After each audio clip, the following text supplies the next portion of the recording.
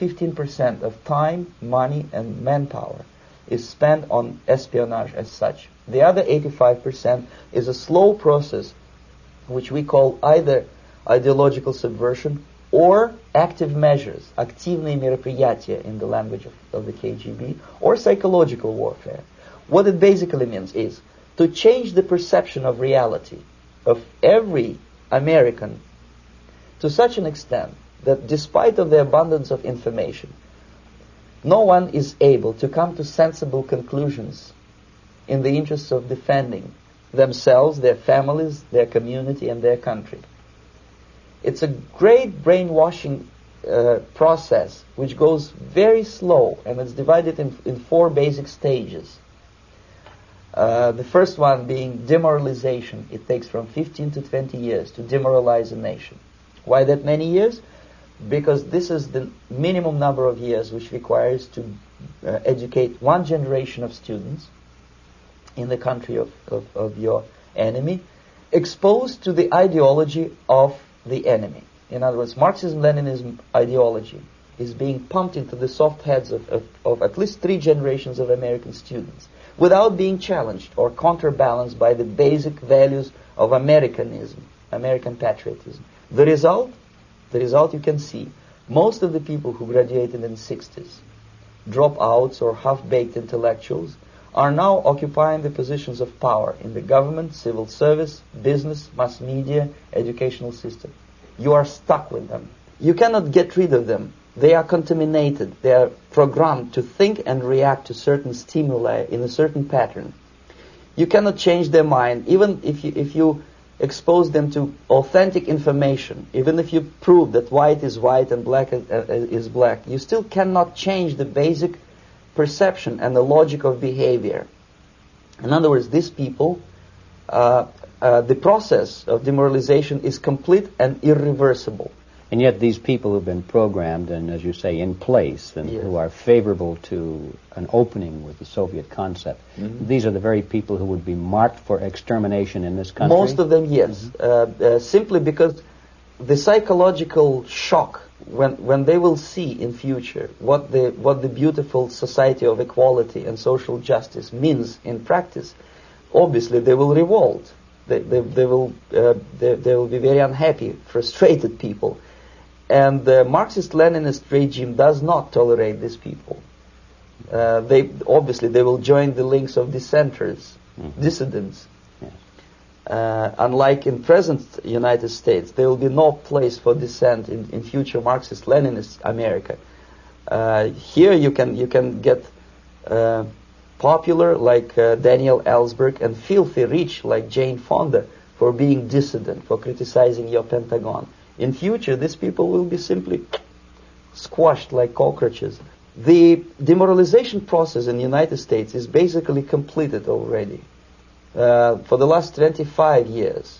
Actually, it's overfulfilled because demoralization now reaches such areas where previously not even Comrade Andropov and all his experts would even dream of such a tremendous success. Most of it is done by Americans to Americans, thanks to lack of moral standards. As I mentioned before, exposure to true information does not matter anymore. A person who was demoralized is unable to assess true information. The facts tell nothing to him.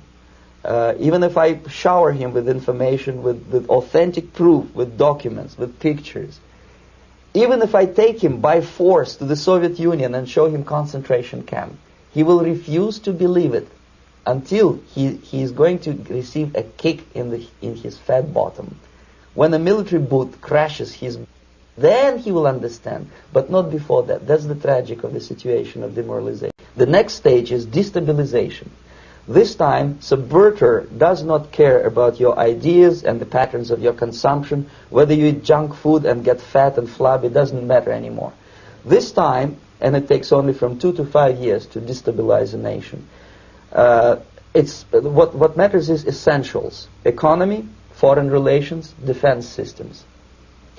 And you can see it quite clearly that in some areas, in such sensitive areas as defense and economy, the influence of Marxist-Leninist ideas in the United States is absolutely fantastic. I could never believe it 14 years ago when I landed in this part of the world that the process will go that fast. The next stage, of course, is crisis. It may take only up to 6 weeks to bring a country to the verge of crisis. You can see it in Central America now. And after crisis, with a violent change of power, structure, and economy, you have so-called the period of normalization. It may last indefinitely. Normalization is a cynical expression borrowed from Soviet propaganda. When the Soviet tanks moved into Czechoslovakia in '68, Comrade Brezhnev said, "Now the situation in brotherly Czechoslovakia is normalized." This is what will happen in the United States if you allow all these schmucks to bring the country to crisis, to promise people all kind of goodies and the paradise on earth, to destabilize your economy, to eliminate the principle of free market competition, and to put a big brother government in Washington, D.C. Most of the American politicians, media, and educational system trains another generation of people who think they are living at a peacetime. False. The United States is in a state of war, undeclared total war against the basic principles and the foundations of this system. And the initiator of this war is not Comrade Andropov, of course. It's the system. However ridiculous it may sound, the world communist system or the world communist conspiracy, whether I scare some people or not, I don't give a hoot. People will fail to grasp the impending danger of that development. Nothing ever can help United States. You may kiss goodbye to your freedom, including freedoms to homosexuals, to prison inmate. All this freedom will vanish, evaporate in 5 seconds, including your precious lives.